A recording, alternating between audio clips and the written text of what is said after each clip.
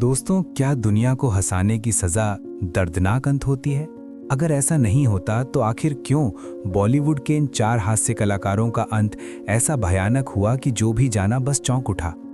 क्या आपको कभी पता लगा इन 4 कॉमेडियन की मौत के बारे में? चारों का अंत इतना दर्दनाक हुआ कि लगा जैसे दुनिया के चेहरे पर मुस्कुराहट लाना कोई गुनाह है। आखिर क्या हुआ था इन 4 महान कलाकारों के साथ जो ऐसी मौत बन गया कि जिसने भी जाना वो हक्का बक्का रह गया? क्या कभी किसी ने बताया इनके अंतिम दिनों में इनका जो हाल हुआ था वो सोचकर ही आपकी रूह कांप जाएगी।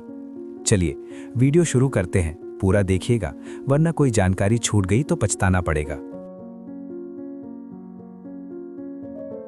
सबसे पहले बात होगी रज़्ज़ाक खान की। 90 के दशक का बॉलीवुड, एक हास्य कलाकार, अपनी बेजोड़ अदाकारी और अजीब से नामों से लोगों के बीच पहचान बनाता जा रहा था। वो अभिनेता रज़्ज़ाक खान थे। दर्शकों को उनकी अदाकारी ही नहीं बल्कि चरित्र के अजीब से नाम भी खासे प्रभावित करते थे। उनकी असली नाम से तो कम ही लोग वाकिफ थे। कोई उन्हें करीम हटेला तो कोई बाबू बिस्लेरी तो कोई गोल्डन भाई बोलता था। मुंबई के अंजुमन इस्लाम उर्दू स्कूल से पढ़े रज़्ज़ाक बहुत ज़मीन से उठे अभिनेता थे। उनका जन्म मुंबई में ही साल 1951 को हुआ था। रज़्ज़ाक के अजीब चेहरे की वजह से उनके दोस्त हिंदी सिनेमा में जाने की सलाह दिया करते थे। वैसे वो लोग भले ही ये बात मजाक में बोला करते, मगर रज़्ज़ाक ने सच में अपना सपना हिंदी सिनेमा ही बना लिया। उन्होंने कम उम्र में ही थिएटर ज्वाइन कर लिया और अभिनेता की किस्मत साल 1986 में जाकर खुली। उस दौर में एक मशहूर नाटक आता था नुक्कड़। रज़्ज़ाक ने ऑडिशन दिया और उनका चुन भी लिया गया। उल्लास भाई के नाम से उनका किरदार उस जमाने में बहुत हिट भी हुआ था।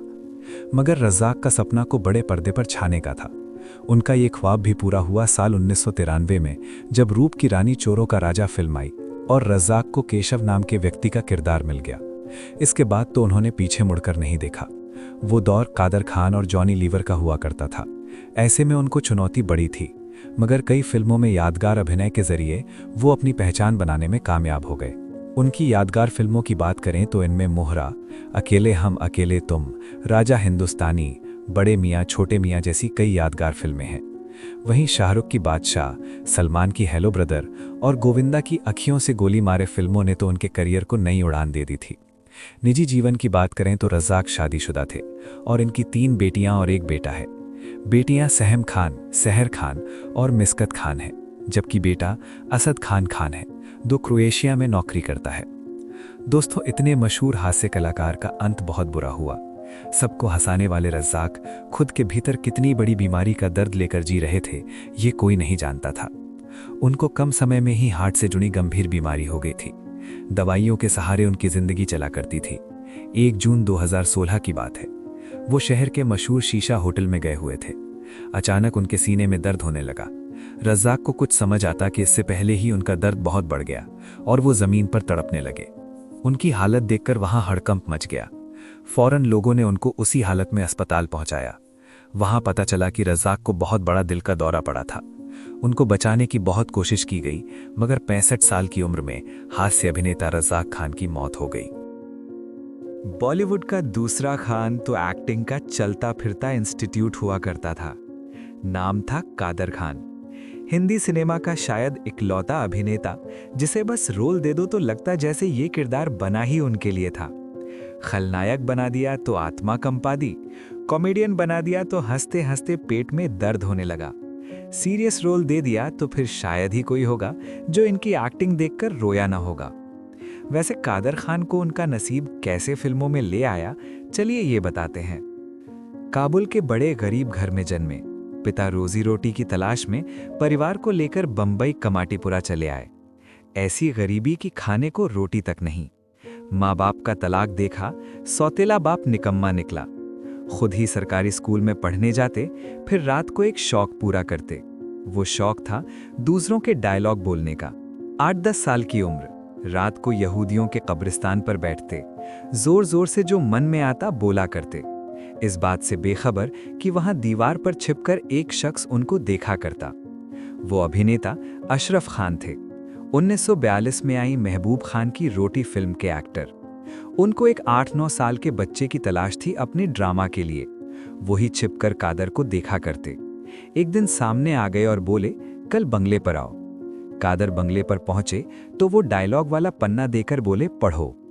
कादर ने पढ़ा तो इतने खुश कि फौरन एक शहजादे का रोल उनको दे दिया। पहली ही बार में ऐसी अदाकारी की, ड्रामा खत्म हुआ तो दर्शकों ने खुशी के मारे कंधे पर चढ़ा लिया। खैर, उसके बाद पढ़ाई में लग गए। मैट्रिक पास कर कॉलेज पहुंचे थे। एक दिन उनका दोस्त बोला, चल कॉलेज के ड्रामा के लिए ऑडिशन चल रहे हैं। कादर पहुंचे तो उनको डायलॉग पकड़ा दिए गए। वो फौरन चुन लिए गए, मगर डायलॉग में मजा नहीं आ रहा था।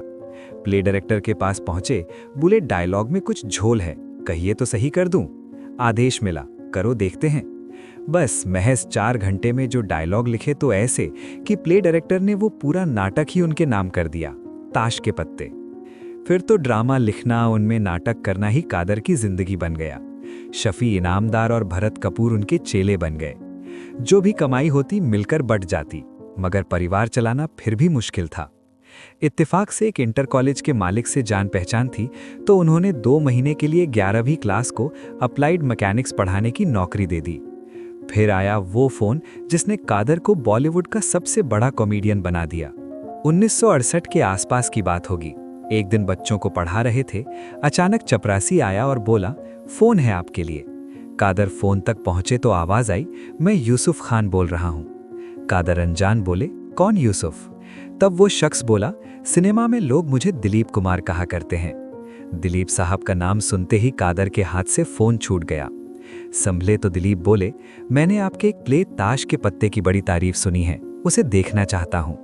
बस फिर क्या, दिलीप कुमार को प्ले दिखाया गया। वो कादर से इतने प्रभावित हो गए, प्ले खत्म होते ही पास आए और ऐलान कर दिया, मेरे फिल्म सगीना महतो में लीडर का रोल और मेरी बैराग फिल्म में इंस्पेक्टर का किरदार कादर खान साहब करने जा रहे हैं। बस फिर क्या था, कादर खान को मौका मिला और इसके बाद तो 80 और 90 के बॉलीवुड में उनके जैसा अदाकार दूसरा दिखा ही नहीं।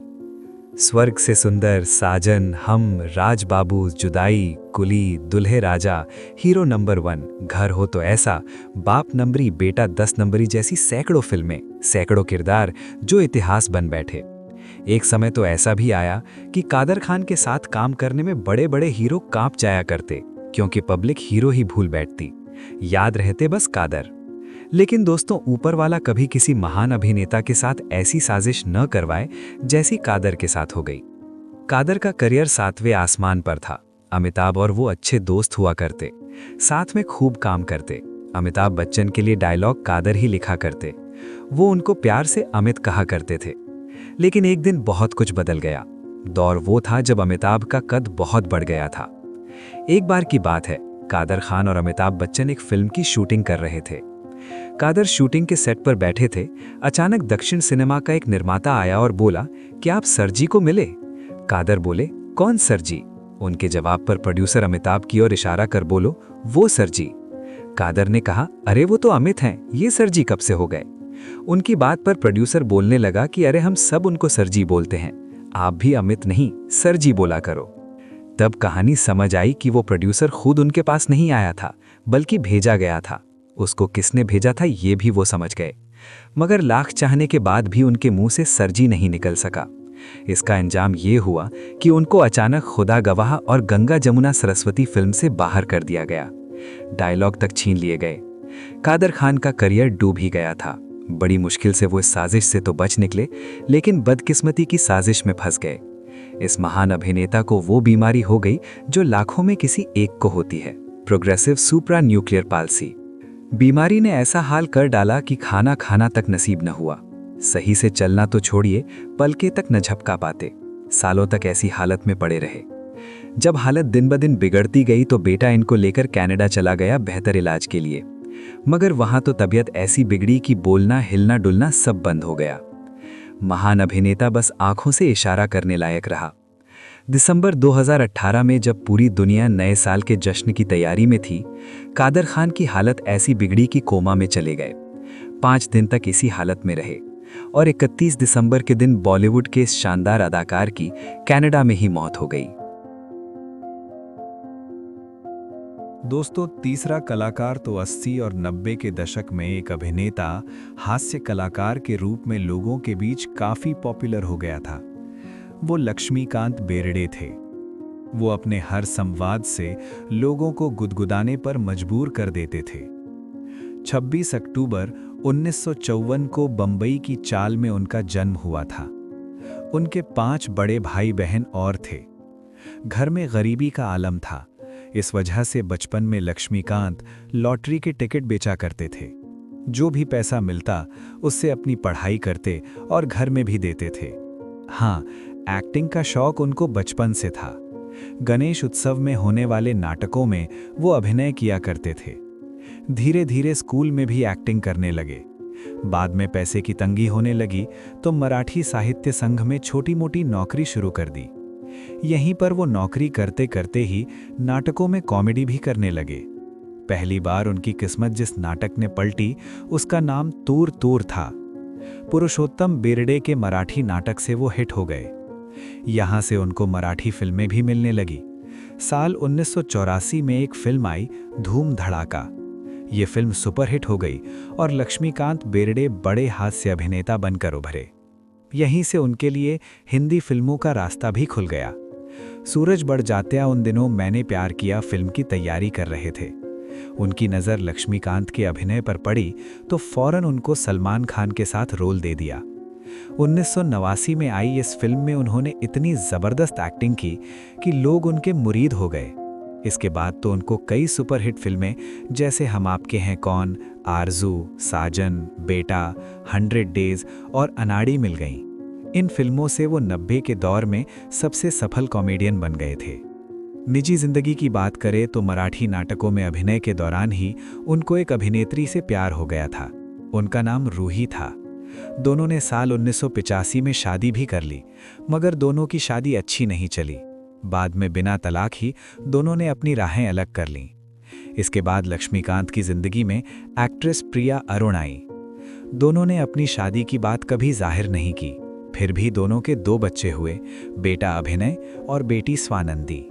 दोस्तों, इतने बेमिसाल कॉमेडियन का अंत बहुत बुरा। लक्ष्मीकांत बेर्डे उस समय 44 या 45 साल के रहे होंगे। अचानक उनको बहुत परेशानियां होने लगी। शरीर में जान नहीं रहती थी। यूरिन की दिक्कत होने लगी। जब उन्होंने चेकअप करवाया तो सब हैरान हो गए। पता लगा कि इतनी कम उम्र में उनकी दोनों किडनियां करीब करीब खराब हो चुकी थीं। इसके बाद तो उनकी जिंदगी दवाइयों पर टिक गई। कुछ और समय बीता तो दोनों किडनियों ने पूरी तरह काम करना बंद कर दिया। फिर तो मशीन के सहारे उनके शरीर की गंदगी बाहर निकाली जाने लगी। लोगों को हंसाने वाला ये कॉमेडियन अंतिम समय में बहुत दर्द में जी रहा था। मौत से 1 महीना पहले तो वो इतने कमज़ोर हो गए कि बेड से उठ भी नहीं पाते थे। 16 दिसंबर 2004 के दिन रात करीब 2:45 बजे उनकी हालत अचानक बहुत खराब हो गई और सिर्फ 49 साल के लक्ष्मीकांत बेर्डे की मौत हो गई। अब बात चौथे कॉमेडियन की। 60 और 70 का दशक। एक बाल कलाकार हिंदी सिनेमा में अपनी कॉमेडी से धूम मचाया करता था। हर दूसरी फिल्म में नजर आने वाला वो बालक जूनियर महमूद के नाम से मशहूर हुआ करता था। कई बार तो लोग बस ये सुनकर ही सिनेमा हॉल चले आते थे कि जूनियर महमूद भी फिल्म में हैं। वैसे कई लोग तो उनके असली नाम से वाकिफ तक नहीं होंगे। उनका असली नाम नईम सैयद है। वो 15 नवंबर 1956 के दिन मुंबई के वडाला में पैदा हुए थे। पिता लोको पायलट हुआ करते थे, यानी ट्रेन ड्राइवर। अब आप ये ज़रूर सोच रहे होंगे कि ट्रेन चलाने वाले का बेटा हिंदी सिनेमा में कैसे पहुंच गया। चलिए ये किस्सा आपको सुनाते हैं जो बेहद दिलचस्प भी है। पिता के साथ रेलवे क्वार्टर में रहने वाले जूनियर महमूद 4 भाइयों और 2 बहनों में तीसरे नंबर पर हुआ करते थे। पिता ने पढ़ने के लिए तो भेजा, मगर उनका मन पढ़ाई में नहीं लगता था। वो बस क्लास में अभिनेताओं की एक्टिंग करते और उनकी आवाज़ें निकाला करते थे। उनको स्कूल के कार्यक्रमों में भी अपना हुनर दिखाने का मौका मिला करता था। यही हुनर काम आ गया। उनका एक भाई फिल्म सेट पर फोटोग्राफी किया करता था। वो सेट के किस्से भी सुनाता, जिसे जूनियर महमूद बड़े ध्यान से सुना करते। इसी वजह से वो भी अपने भाई के साथ कई बार सेट के चक्कर लगाने चले जाया करते थे। एक बार की बात है, एक फिल्म की शूटिंग हो रही थी। नाम था कितना नाजुक है दिल।